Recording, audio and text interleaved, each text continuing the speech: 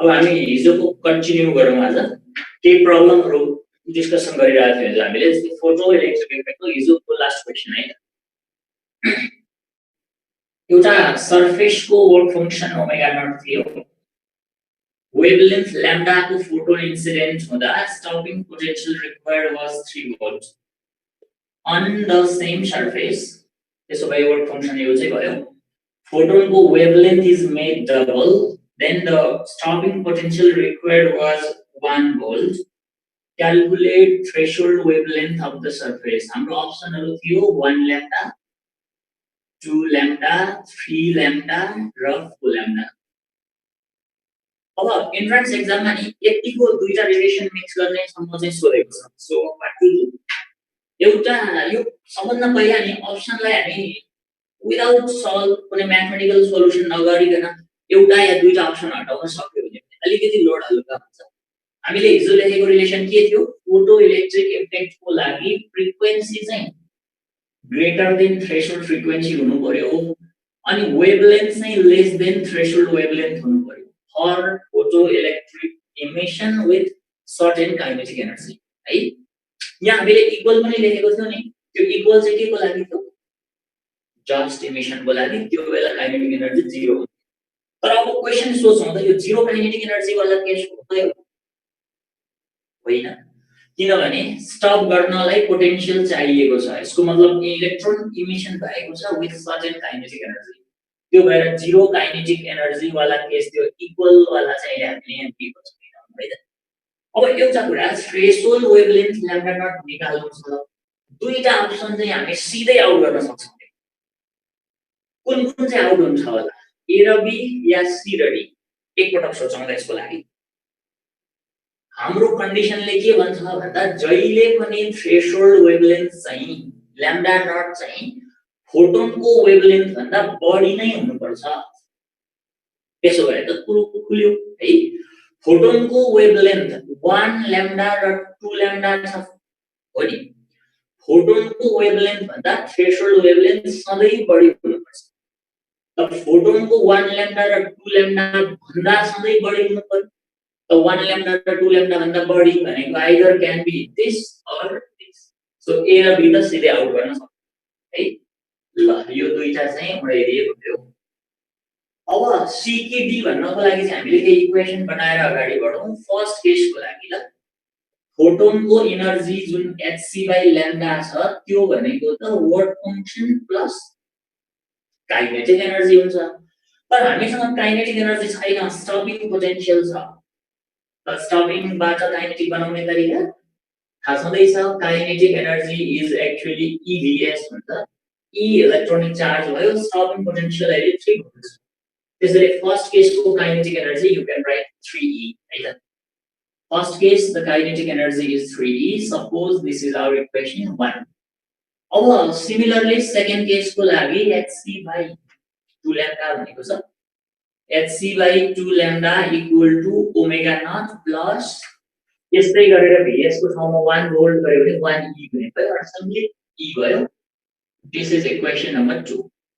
अब यहाँ अलिकति कुल भएर सोचौं त के गर्ने त इक्वेसन आइसकेपछि सल्भ गर्न त हामीले धेरै तरिकाले जानेको छौं जस्तै दुईटा इक्वेसनलाई चट्ट हामी सबट्र्याक्ट गरेर sign change minus minus minus गरेर ओमेगा नट काट्न मिल्छ कि मिल्दैन सोचौं त ओमेगा नट काट्न त पाइन्छ तर यो प्रब्लमको लागि काटेर उपाय होला त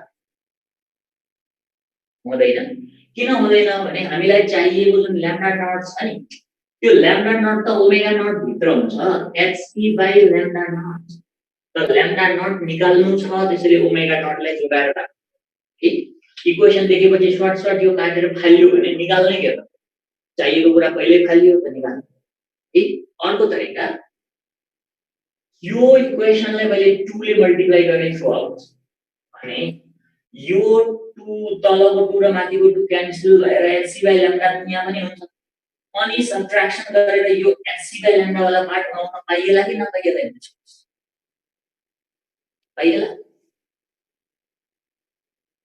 hc/λ बनाउन पनि अहिले पाइएन बिकज हाम्रो अप्सनमा के छ ल्याम्डा त चाहिएको छ, त्यसैले अप्सन निकाल्नको लागि पनि ल्याम्डालाई त जोड्नु पर्यो है। त्यसैले हामी यो ल्याम्डा काट्नका लागि यो दुईटालाई डिभाइड गरेर एचसी बाइ ल्याम्डा काटेर गर्न पनि पाइएन because you need lambda. So यसलाई हटाउने होइन, ल्याम्डा नट चाहिएको छ जसको लागि ओमेगा नटलाई जोड्नै पर्यो। त्यसो भए नचाहिने कुरा त ई रहेछ नि त। So you use idea to remove to eliminate e है त। व्हाट टु डु, यहाँ 3e छ, यहाँ e मात्रै छ, त्यसैले तलको इक्वेसनलाई 3 ले मल्टिप्लाई गरेर सबट्र्याक्ट गर्न मिल्छ। ल हेरौँ त, यसलाई मैले ल 3 ले नै मल्टिप्लाई गरिदिएँ र घटाइदिनु बिटा भने जस्ट चेन्ज द साइन। र हामीलाई थाहा छ सबट्र्याक्सन इक्वेसनको जहिले पनि लेफ्टसँग राइटसँग गरिन्छ। So you just guess hc by lambda minus 3hc by 2 lambda equal to omega naught minus 3 omega naught। omega naught minus 3 omega naught, 3e र 3e त गइगयो है। अब एक लाइन अगाडि बढौँ फेरि, एलसीएम गरेर हेरौँ न। त्यो hc by lambda र 2 lambda 2 lambda एलसीएम छैन भनेपछि 2 उता गयो, 2hc minus 3hc गर्दा minus hc by 2 lambda equal to minus 2 omega naught or minus hc by 2 lambda equal to omega naught is hc by lambda naught। You just remove hc, minus minus cancel, then lambda naught equal to that 4 lambda। This is your right option, that is D। मैले यदि भनेको थिएँ हैन, हामीले गरेर निकाल्यो पनि होला घरमा, यत्रो 24 घण्टाको पिरियड थियो हैन ल, क्वेशन थियो एउटा मात्रै। ओके ल, अब एउटा अन्तिम क्वेशन गरौँ अनि नेक्स्ट आइटमतिर जाउँ हामी। अब अर्को यस्तै किसिमको थ्योरेटिकल कुनै एन्सर न्यूमेरिक भ्यालु ननिकाल्ने होला। ल एउटा जेनरल क्वेशन सोचौँ। पुरै हटाएँ। सरफेस सेम भन्ने बित्तिकै हामीलाई थाहा भइसक्यो work function remains the same है त। एउटा सरफेस छ, वर्क फंक्सन ओमेगा नट, यताबाट वेभलेन्थ आयो लैम्डा 1, काइनेटिक एनर्जी k1 रहेछ सपोज एक्जाम्पल। अनि त्यही सरफेसमा वेभलेन्थ लैम्डा 2 लगाउँदा चाहिँ काइनेटिक एनर्जी k2 भने k1 ग्रेटर हुन्छ होला कि k2 ग्रेटर हुन्छ होला, सोचौं त। ल एक मिनेट दिमाग लगाऊ, k1 ग्रेटर हुन्छ कि k2 ग्रेटर हुन्छ इन दिस केस? के सोच्न मिल्दैन?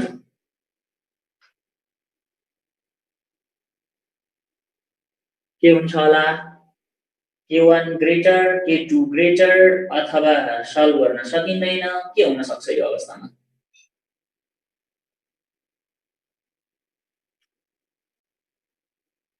लगाउनु त। वर्क फंक्सन त सरफेस एउटै हो, सेम छ, हामी केही गर्नु पर्दैन है। तर फोटोनको एनर्जी पहिलो केसमा बढी कि दोस्रोमा बढी भन्ने कुरा यहाँ डिसिजन छ त छैन। त्यसले कतिपय बुकहरुमा त क्वेशन नै यति पनि हुन्छ, यो लैम्डा 1 आयो k1 काइनेटिक, लैम्डा 2 आउँदा k2 kinetic, which is correct? The option हुन्छ k1 is greater, k2 is greater, k1 equal to k2 र अर्को डी नम्बरमा हुन्छ cannot decide अथवा given information is insufficient। के होला त अहिले? पक्कै पनि cannot decide हुने भयो, किनभने यो लैम्डा धेरै कि यो धेरै। त्यसैले यति मात्र इन्फर्मेसन छ क्वेशनमा भने your answer will be we cannot say है, अथवा we cannot decide k1 ठुलो कि k2 ठुलो हामीले भन्न सक्ने अवस्थामा छैनौं। अब यसलाई क्यान डिसाइड बनाउनको लागि मैले एउटा कन्डिसन थपेँ, लैम्डा 1 इक्वल टु 3 लैम्डा 2 छ भने चाहिँ एक मिनेट सबैले सोचेर एन्सर टाइप गरौँ त। यस्तो भयो भने चाहिँ k1 ग्रेटर होला कि k2 ग्रेटर होला if this is given condition. ल k1 ग्रेटर कि k2 ग्रेटर सोचेर एकपटक ल टाइप गरी हेरौँ त। k1 greater or k2 greater if this is the condition।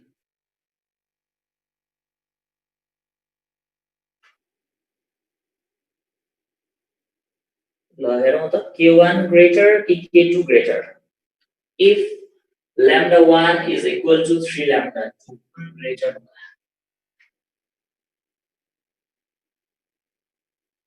किन यहाँ च्याट डिस्प्ले भएको छैन कि सल्भ गर्न टाइम लागेको हामीलाई के हो?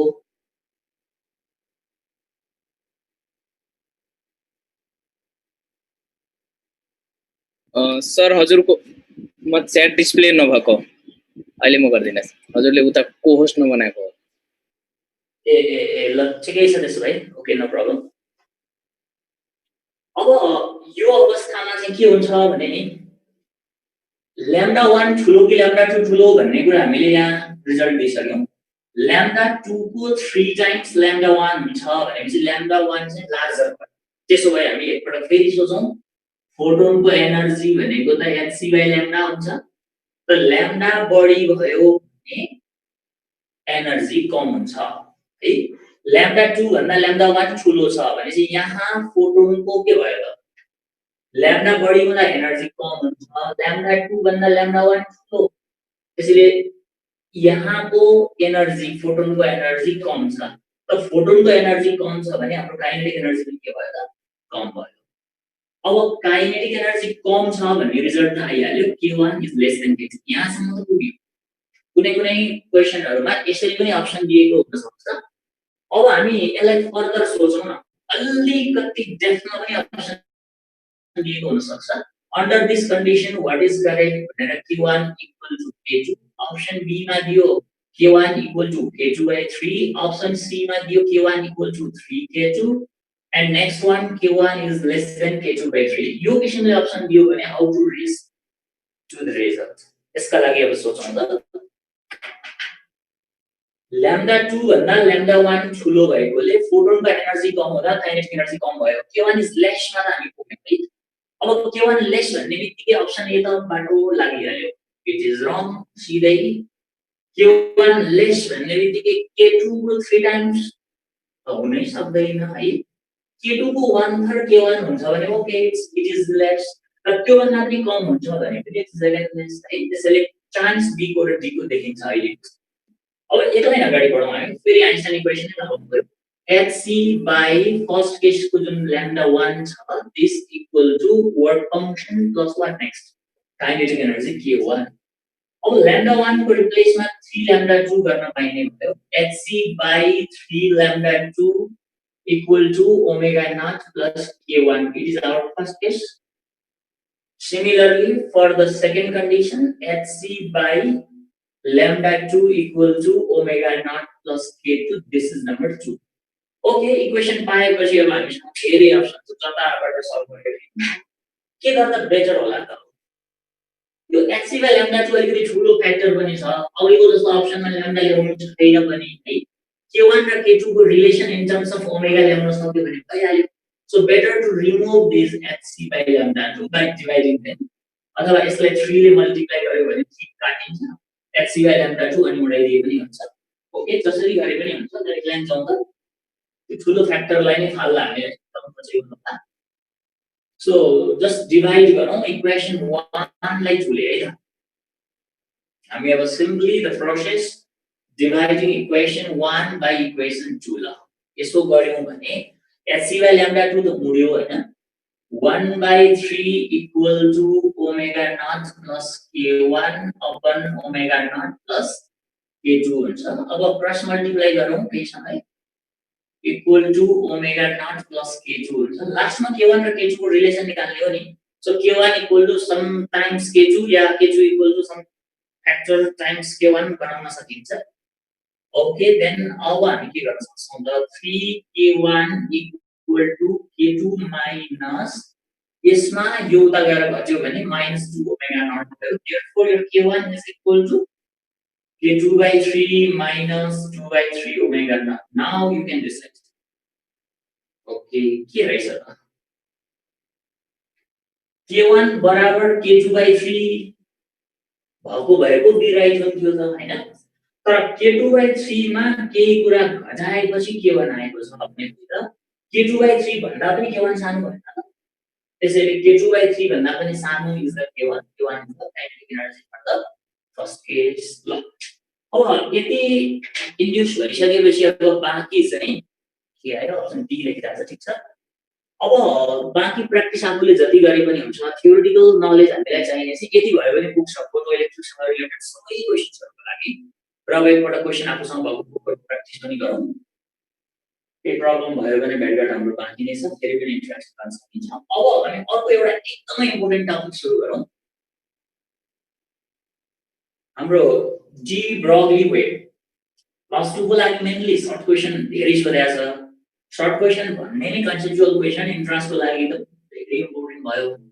अब लङ क्वेसन चाहिँ डी ब्रोग्ली डेरिभेसन अलिक छोटै भएको हुनाले सोध्ने ट्रेन्ड कम छ।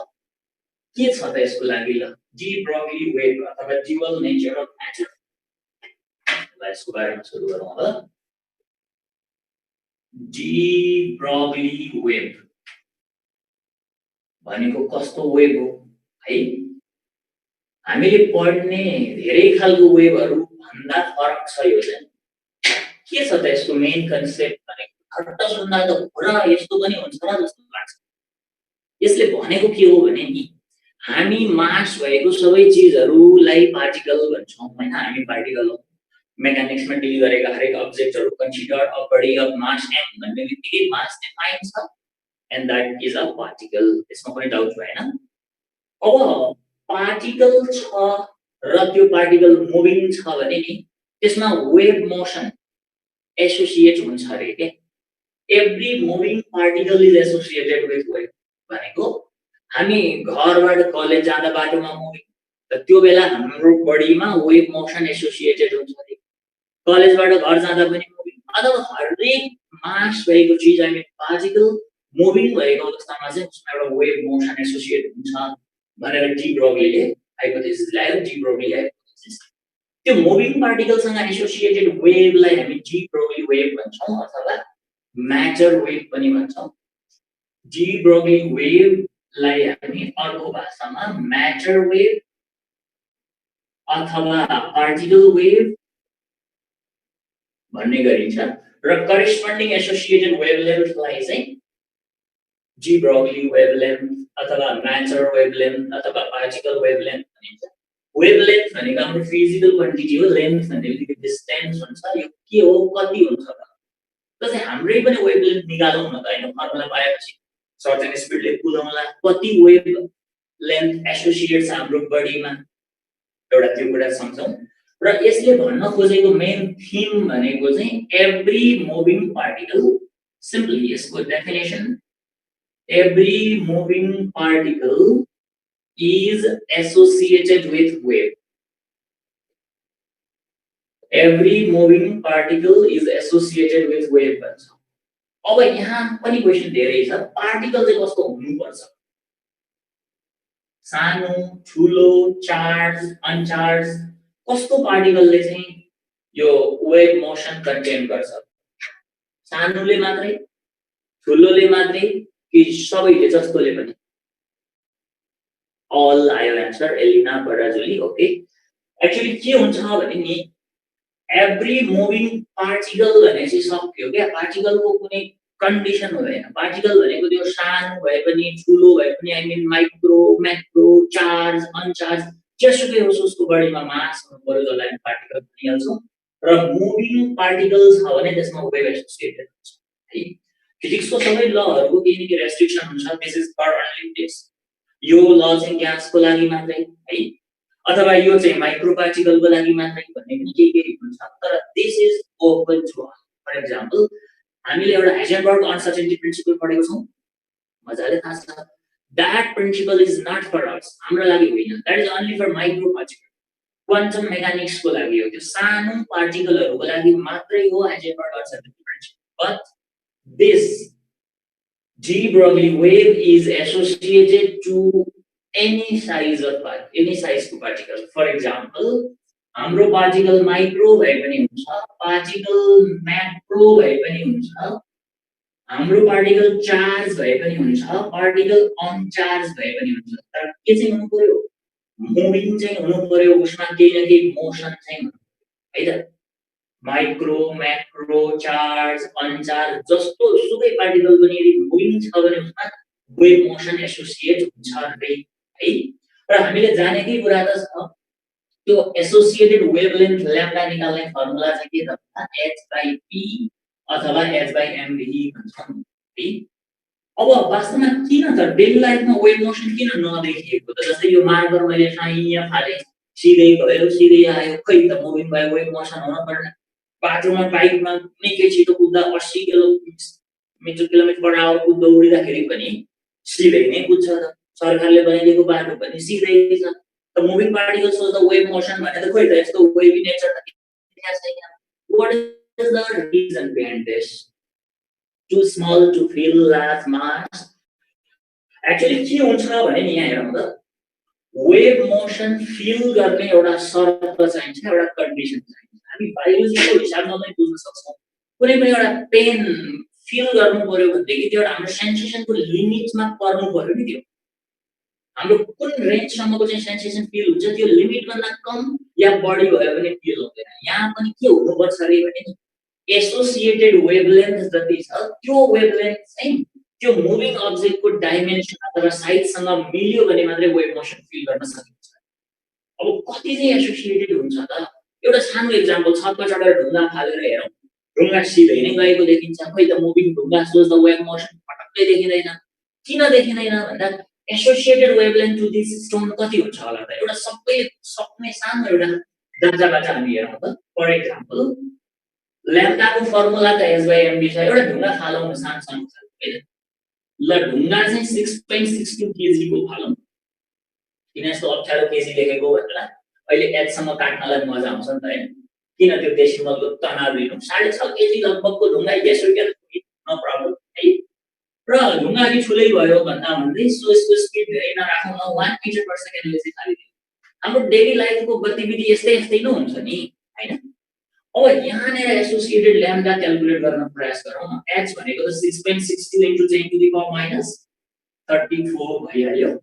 मास भनेको 6.62 and the velocity is 1 meter per second now you see यो र यो ध्यानमा cancel 10 to the power minus 34 metre कति हो यो है कति हो यो ठुलो नम्बर कि सानो अति नै सानो हामी धन्न फिजिक्स पढेको मान्छे भएर इट इज समथिङ भन्छ अरु मान्छेले त यसलाई त जिरै भन्ठान्छ बिकज यो भनेको 0.0000 33 वटा जिरो अनि 1 मिटर ल यदि थोरै वेभलेन्थ एसोसिएटेड हुन्छ यसैको आसपासमा हुन्छ भनौँ न अब मेरै कुरा गर्ने हो भने त मासहरु धेरै भए 60 केजी होला एउटा जिरो त स्पिड लगभग यस्तै होला धेरै फ्लक्चुएट हुँदैन associated wavelength in our daily life is very small like this अब यस्तो खालको वेभलेन्थ कम भएको वेभ चाहिँ कस्तो वेभलेन्थ कम भएको एउटा वेभ बनाउन प्रयास गरौँ न यति नै कम भएको बोर्डमा मार्करले त मिल्दैन ठुक्कै अब हुन्छ है सानै भए पनि इम्पोसिबल बिकज अति नै सानो त्यो लगभग जिरो नै अर्थात् हामीले के देख्छौँ भने नि जस्तै कस्तो हुँदो रहेछ त वेभ अति नै सानो वेभलेन्थ है त फर एक्जाम्पल वेभ भनेको त हामी यसरी नै बुझ्छौँ यो एउटा क्रेस्टबाट अर्को क्रेस्टसम्मको डिस्टेन्स भनेको वेभलेन्थ अथवा एउटा ट्रफदेखि अर्को नियरेस्ट ट्रफसम्मको डिस्टेन्स भनेको वेभलेन्थ तर हामीले कन्टेन गरेको वेभको वेभलेन्थ त यति सानो कस्तो होला त यो वेभ इमेजिन गरौँ त यो डिस्टेन्स चाहिँ जिरो भएको वेभ कस्तो होला यो डाँडा र यो डाँडा सँगै हुनु पर्यो नजिकै भन्दा पनि टाढिकै जस्तो के जिरोको ग्याप इज वास्ट जस्तै प्रयास गरी हेरौँ न त ल एउटा क्रेस्ट मैले यो चुच्चोमा बनाएँ ल यसमा तर एउटा क्रेस्ट अर्को क्रेस्टको ग्यापै लगभग जिरो भएपछि त अर्को कहाँ हुनु पर्यो अर्को पनि त्यही हुनु पर्यो त्यही नजिक यो पनि बढी भयो है यो भन्दा नि कम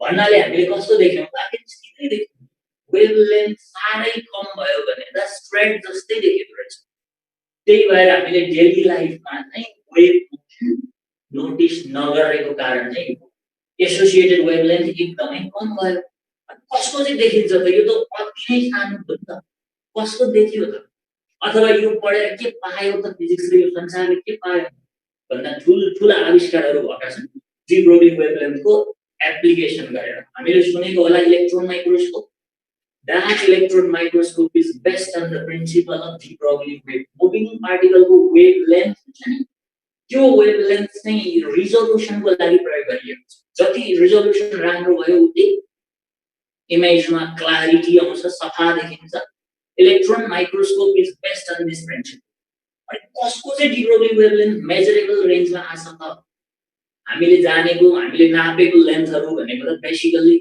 इलेक्ट्रोम्याग्नेटिक वेभको केही एङ्स्ट्रम वेभलेन्थ थाहा छ है।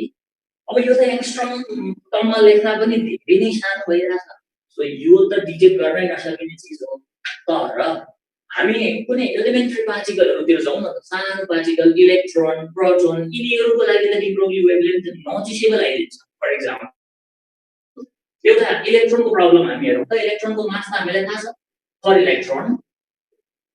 इलेक्ट्रोनको डी ब्रोग्ली वेभलेन्थ चाहिँ हामीले मेजर गर्न सकिराखेकै रेन्जमा आइदिन्छ, सम एङ्स्ट्रमको छेउछाउ आउँछ। For example mass of electron हामीलाई थाहा छँदैछ 9.1 × 10⁻31 kg।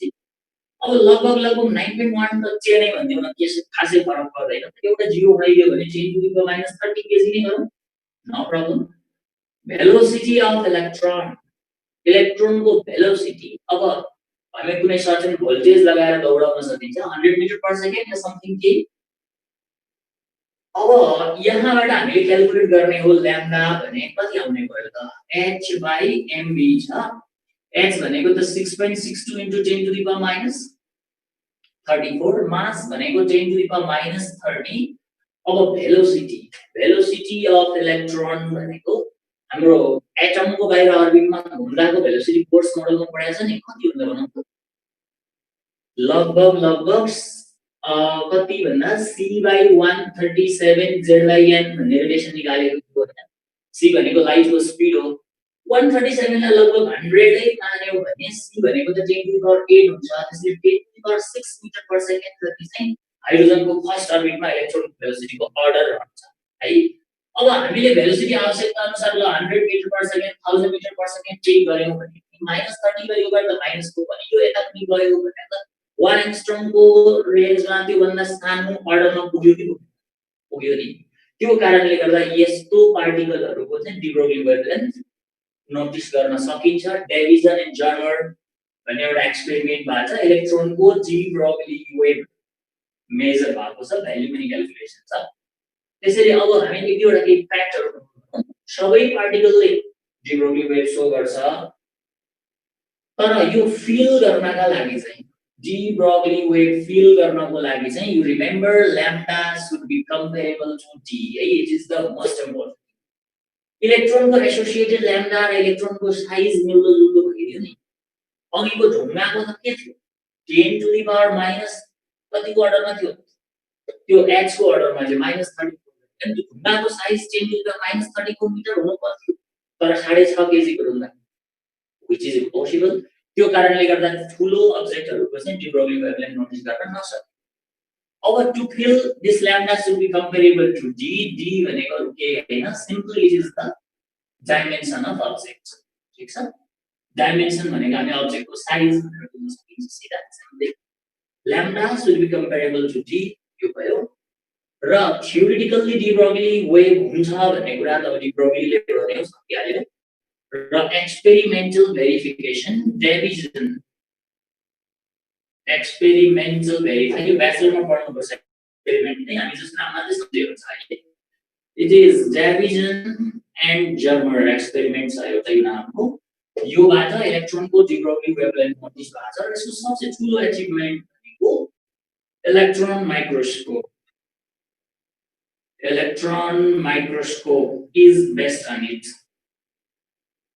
Electron microscope is based on it. On it को मतलब हाम्रो डी ब्रोग्ली वेभसँग सम्बन्धित भयो इलेक्ट्रोन माइक्रोस्कोप। कसरी हुन्छ त्यो हामी पछि क्वेशन गर्ने क्रममा सिकौँला। अब what is the formula to get the de Broglie wavelength? यसको लागि एउटा रिलेसन यहाँ सबै हामी कम्बाइन गरौँ। जस्तै formula of this de Broglie wavelength lambda equal to h/p। Harry Potter भनेर सम्झेनी हुन्छ, पहिला h अनि p है। अनि यो p भनेको के हो? प्रेशर हो हैन, it is the linear momentum. Linear momentum भनेको हामीलाई थाहा छ मास इन्टु भेलोसिटी। सो h/p को ठाउँमा mv लेख्न मिल्छ। h/ अनि जो यो p छ नि मोमेन्टमलाई काइनेटिक एनर्जी को टर्ममा त लेख्न सकिन्छ, ट्वाइस me को रुट अन्डर। यो मैले सायद अस्ति कुन क्लासमा पनि गरिदिएको थिएँ नि, 11 क्लासमै पढेको हामी सबैलाई थाहा छ। ट्वाइस ME भनेको चाहिँ काइनेटिक एनर्जी एक पटक सम्झिहालौँ बरु यहाँ यो P भनेको linear momentum it is the linear momentum m the mass भइहाल्यो v is the velocity of moving particle यो E भनेको अरु केही नभएर जस्ट काइनेटिक एनर्जी भयो अनि हामी काइनेटिक एनर्जी विभिन्न तरिकाले दिन सक्छौं है पार्टिकललाई के तरिका हुन सक्छ त पार्टिकल कुनै पनि पार्टिकललाई काइनेटिक एनर्जी सप्लाई गर्नु पर्यो टिपेर फाल्दियो okay that will move the moving particle मा काइनेटिक एनर्जी हुन्छ एउटा कुरा अरु केही छ काइनेटिक दिने तरिका ततायो भने पनि हुन्छ है किनभने कुनै पनि सिस्टमलाई ततायो भने त्यसको सबै मोलिकुलहरु भाइब्रेट गर्न थाल्छ हरेक पार्टिकलले काइनेटिक एनर्जी गेन गर्छ र overall system ultimately gains the kinetic energy यसरी ततायो भने पनि काइनेटिक एनर्जी पाउन सक्छ सिस्टमले म्याटरले अर्को तरिका के छ भने पार्टिकलमा चार्ज छ भने हामीले अस्तिको क्लासमा त्यत्रो डिटेलमा पढेका छौं चार्ज पार्टिकललाई झड्का लागेको हुन्छ है एउटा कुनै पनि q चार्जलाई हामीले v भोल्टको झड्का दियौं भने because of that potential difference v q charge moves हैन त र यसले मुभ गरेर पाएको एनर्जी भनेको त हामी qb भनेर लेखेका हौं qb भनेको energy gained by a charged particle when it is accelerated by the potential difference of this v volt है अब त्यसो हो भने हामी यो काइनेटिक एनर्जीलाई विभिन्न वेमा लेख्न सक्छौं एउटा त simply you all know half mv square त्यो मास र v वाला टर्म यही इन्भल्भ भइसकेकै छ सिम्पल यो पोइन्ट भयो अर्को तरिका काइनेटिक एनर्जी दिने कसरी q टाइम्स v गर्यो भने पनि काइनेटिक एनर्जी बन्ने भयो तर this is only for what blur भयो ठिकै छ क्लियर भइसक्यो अहिले यो मान्छे अगाडि नभएको बेला फोकस नहुनुपर्छ काइनेटिक एनर्जी qb हुन्छ this is for charge particle uncharge पार्टिकलको लागि qb गर्ने मिल्दैन q0 भएपछि अनचार्ज पार्टिकलले फिल्डमा रेस्पोन्स गर्दैन अर्को तरिका पनि छ kinetic energy of any thermal particle कुनै पनि अब्जेक्टलाई जस्तै यो डस्टर है मैले ततायो भने त यसमा मोलिकुलर भाइब्रेसन हुन थाल्छ finally gains the kinetic energy यसरी तताएर पाएको काइनेटिक एनर्जीलाई हामी सिम्पली थर्मल काइनेटिक एनर्जी भन्छौं र थर्मल काइनेटिक एनर्जीको रिलेसन भनेको kT हुन्छ सजिलै छ सम्झिनलाई त है kT T भनेको के होला T भनेको बोल्ट्जम्यान के हाम्रो एब्सोल्युट टेम्परेचर यो T भनेको टेम्परेचर इन केल्भिन स्केल यो एब्सोल्युट टेम्परेचर यो के भनेको हाम्रो बोल्ट्जम्यान कन्स्टेन्ट ब्ल्याक बडी रेडिएसन तिर आएको थियो नि इट्स भ्यालु इज 1.35 अथवा 38 पनि लेखेको हुन्छ 10 to the minus 23 joule Calvin हुन्छ भ्यालु राख्ने जनरली इलेक्ट्रोन सोधेको हुँदैन जस्ट प्रपोर्सन के कस्तो हुन्छ भन्दै सोध्छ तै पनि you just remember this is the thermal kinetic energy kT यो रिलेसन भनेको ग्यासको बाहेक अरुको लागि है किनभने ग्यास मोलिक्युलको लागि त डिग्री अफ फ्रीडम वाला पनि पार्ट इन्क्लुड हुन्छ हामीले 11th क्लासमा काइनेटिक थ्योरी अफ ग्यास पढेको याद छ काइनेटिक थ्योरी अफ ग्यास त्यो काइनेटिक थ्योरी अफ ग्यासमा हामीले पढेको छौं नि kinetic energy per unit volume for gas is 3/2 kT याद छ हो भनेपछि त कुरो खुल्यो नि काइनेटिक एनर्जी भनेको यो kT भन्ने फ्याक्टरसँग प्रोपोर्सनल त हुँदो रहेछ यो ग्यास बाहेक अरुको लागि just thermal particle other than gas kT भयो ग्यासको लागि चाहिँ 3/2 kT भन्ने हामीले पढेको थियौं 11 क्लासमा कुन ग्यासको लागि पढेको थियौं कुन ग्यासको लागि पढेको थियौं काइनेटिक थ्योरी अफ ग्यास हामीले consider a mono atomic and ideal gas भनेर मानेको के सो एक्जाममा ग्यासको नेचर बताएन भने त मोनो एटमिक नै गर्ने हो नि त्यो मोनो एटमिक ग्यासको लागि काइनेटिक एनर्जी 3/2 kT हुन्छ डाइ एटमिक भयो भने चाहिँ यो 3/2 नभएर 5/2 kT हुन्छ ट्राइ एटमिक भयो भने 6/2 अथवा यो ठाउँमा जुन डिग्री अफ फ्रीडम भन्ने एउटा टर्म हुन्छ त्यो वास्तवमा काइनेटिक एनर्जीको फर्मुला F/2 kT भन्ने हुन्छ है यो F भनेको ग्यासको नेचरमा अथवा ग्यासको ज्योमेट्रीमा फरक पर्छ त्यो कारणले गर्दा F को भ्यालु जति फरक पर्दै जान्छ ग्यासको नेचर अनुसार उसको एटोमिसिटी अनुसार F चाहिँ फरक पर्छ त्यो फरक परेर केही प्रब्लम भएन it is proportional to this factor भन्ने सन्देह हुन्छ र जेनरली ग्यास भन्दा मोनोएटमिक हुनाले हामी 3/2 kg प्रयोग गर्छौं अब हामी यो रिलेसनलाई अरु इम्प्रुभ गर्दै छौं फर्दर जानु पर्यो भने अब हेर्नु त H छँदैछ by twice m यो काइनेटिक एनर्जीको ठाउँमा चार्ज पार्टिकल छ भने त qb लेख्न पनि सकिने भयो हैन त अझै यसलाई अब फर्दर बढाउन मिल्छ h by twice m छँदैछ यो काइनेटिक एनर्जीको ठाउँमा kT लेख्न पनि त पाइँदो रहेछ नि तर यो चाहिँ कसको लागि थर्मल पार्टिकल तताएको पार्टिकल्सहरु एक्सेप्ट ग्यास भनौं र ग्यासको लागि मोनोएटमिक र आइडियल ग्यासको लागि चाहिँ काइनेटिक एनर्जीको ठाउँमा हामीले के लेख्यौं 3/2 kT लेख्यौं त 2 क्यान्सल भयो भने त 3m kT भयो कि भएन त्यसो हुनाले lambda equal to h by 3m kT this is for monoatomic gas diatomic भए 5m kT एन्ड सो है अब this is for monoatomic gas भन्नु मोनोएटमिक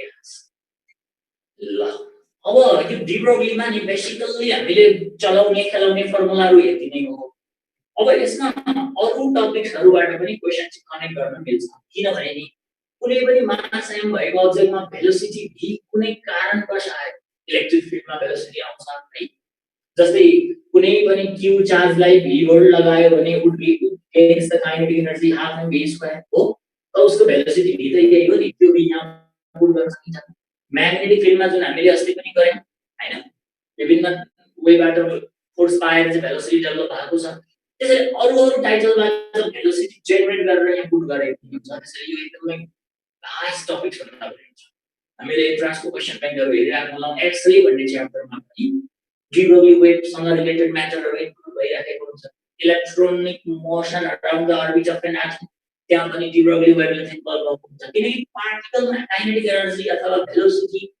यस्तो कुराहरु इन्भल्भ हुन सक्छ यु क्यान कनेक्ट विथ है त अब यसपछि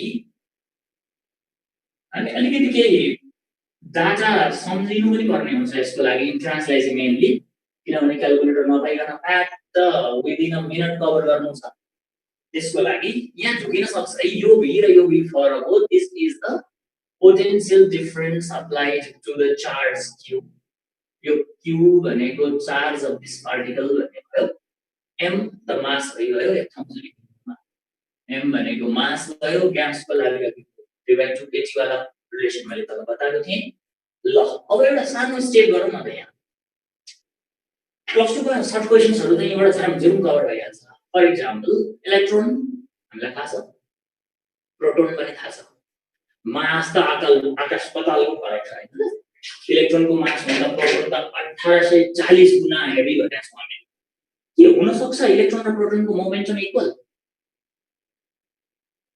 इलेक्ट्रोन र प्रोटोनको मोमेन्टम इक्वल हुन सक्छ कि सक्दैन होला मोमेन्टम इलेक्ट्रोन र प्रोटोनको मोमेन्टम इक्वलमा नो भन्ने आयो त होइन नि नो भन्न पाइदैन होला किनभने नि यस पनि आयो मास फरक छ भने पनि मोमेन्टम भनेको त मास र भेलोसिटीको प्रोडक्ट होइन र मास कम हुनेलाई भेलोसिटी बढी गर्दै भइहाल्यो मास बढी हुनेलाई भेलोसिटी कम गर्दै भयो एउटा हात्ती र कमिलाको पनि मोमेन्टम इक्वल भन्न सक्छ क्वेशन किन सक्दैन कमिलाको मास कम छ हाई भेलोसिटीले उडाइदिने नि त्यो प्लेनमा हैन मास कम भेलोसिटी बढी गर्न सकिन्छ हात्तीको मास बढी छ त भेलोसिटी कम गर्न सकिन्छ नि त to get the product equal then हामी के बुझ्नु पर्यो मोमेन्टम न त्यो फरक फरक मास भएको अब्जेक्टको पनि इक्वल हुन चाहिँ सक्छ त्यसो भए लस्टमा क्वेशन इलेक्ट्रोन र प्रोटोनको मोमेन्टम इक्वल छ भने कसको ल्याम्डा बढी होला इलेक्ट्रोन र प्रोटोनको मोमेन्टम इक्वल छ कसको ल्याम्डा बढी होला मोमेन्टम इक्वल छ त ल्याम्डा कसको बढी होला ल भनौं त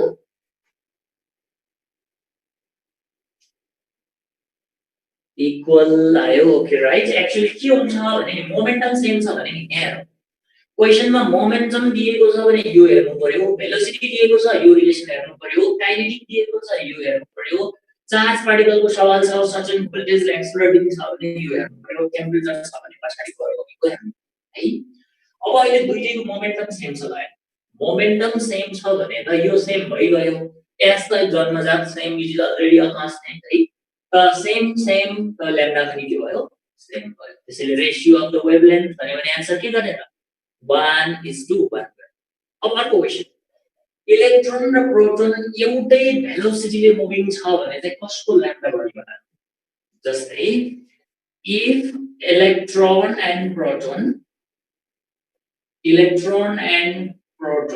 are moving with equal velocity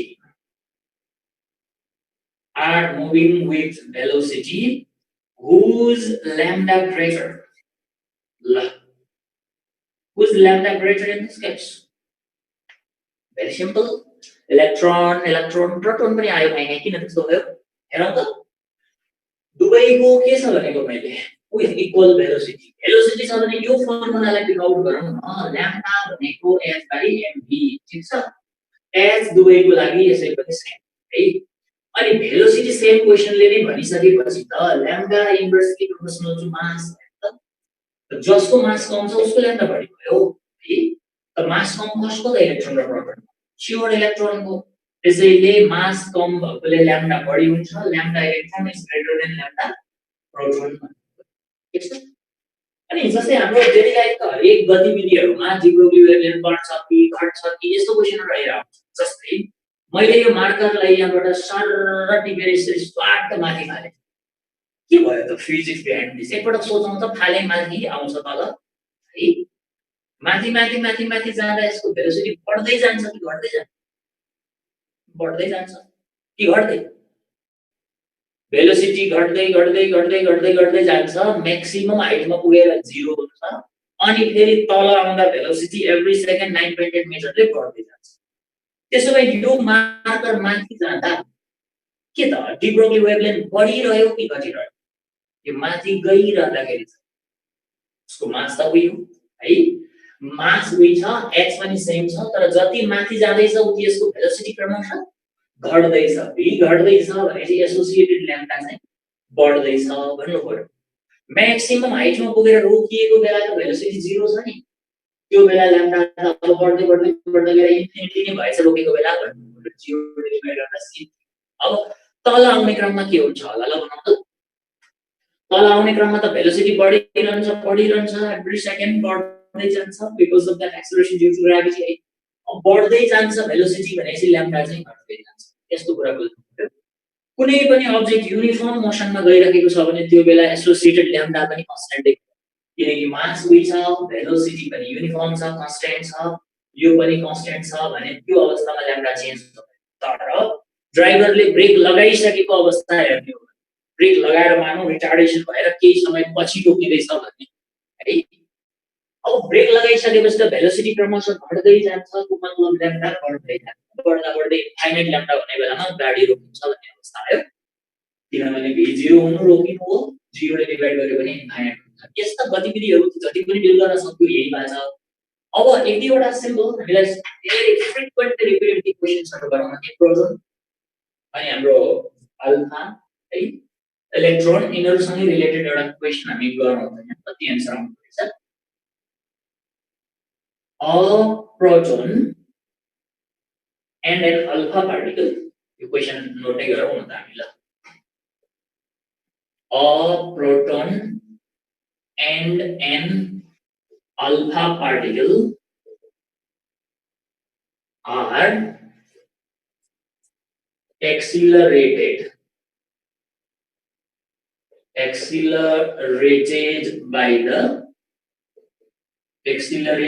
by the same potential difference. Calculate lambda p by lambda alpha गरौँ न त ल lambda p by lambda alpha चाहिँ कति हुन्छ होला accelerated by the same potential difference the ratio of the reciprocally equivalent proton and an alpha. Option मा राख्दिन्छ नि हामीले आन्सर रिप्लाई गर्न सजिलो होला. Option A 1:1 भनेको इक्वल हुन्छ कि भन्ने कुरा ल्यायो. Option B मैले गरे 2:1. Option C 1:2. Option D 2:1. Okay. Proton and alpha are accelerated to the same potential difference, lambda p by lambda alpha. Try गर्नुलाई minute. कुन आउँछ होला यसको लागि? A के आयो? B आयो? B.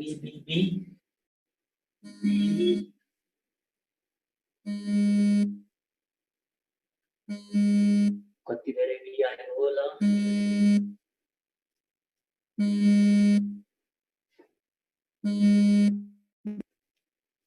Okay. कता ए पनि लेखिरहेको छु म. Option B. Option त लेखिरहनु परेन. ABCD लेखौँ छिटो मिठो. Okay. धेरैको B आएको छ. Let us see है त बच्चाहरु. कुन फर्मुला फलो गर्ने होला? Accelerated by the same potential difference. Potential difference V भएको चुज गर्नु पर्यो.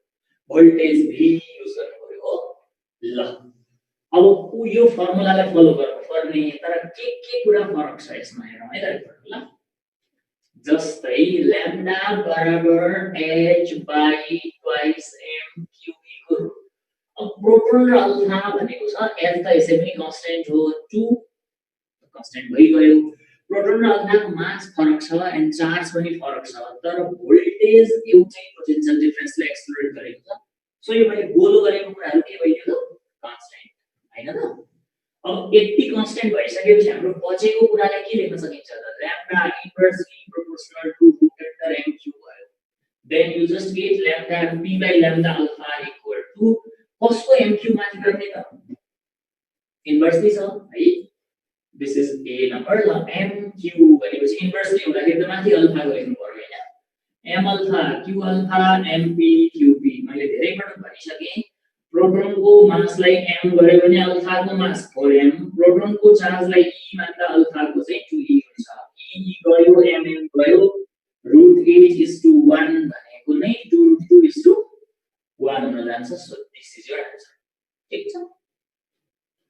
अब जस्तै अल्फा र इलेक्ट्रोन भन्यो भने पनि ठिकै छ. उनीहरुको मासको टर्ममा नै अप्सन राख्दा पनि हुन्छ अथवा त्यो 1840 टाइम्स भनेर जस्तै हामीले टेबल बनायौ त्यही फलो गरे पनि हुन्छ.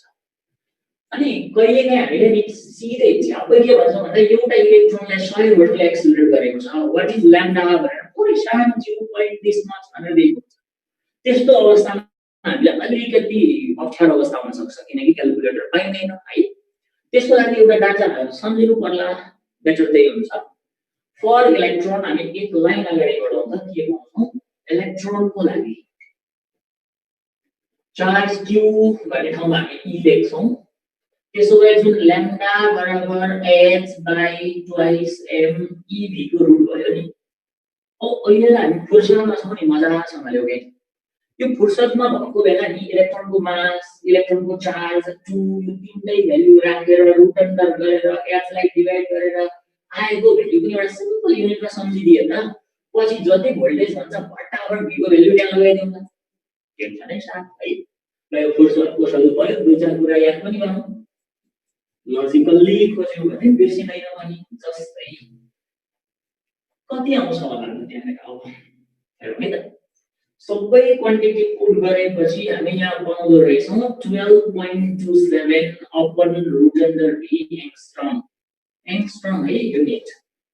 1 angstrom is 10 to the power minus 10 12.34 लेख्यो. जनरली 12.3 पनि लेख्ने चलन छ तर एक्ज्याक्ट नम्बर यो हुन्छ. प्राय अप्सनहरुले पनि यही फलो गरे हुनाले बेटर टु रिमेम्बर 12-27 है. हामी बोलीचालीमा 12-27 कुरा गर्छौं नि.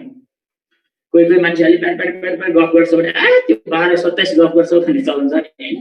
त्यही 12-27 सम्झिए पनि हुन्छ तर त्यसको बिचमा के छ डेसिमल छ. ठीक छ.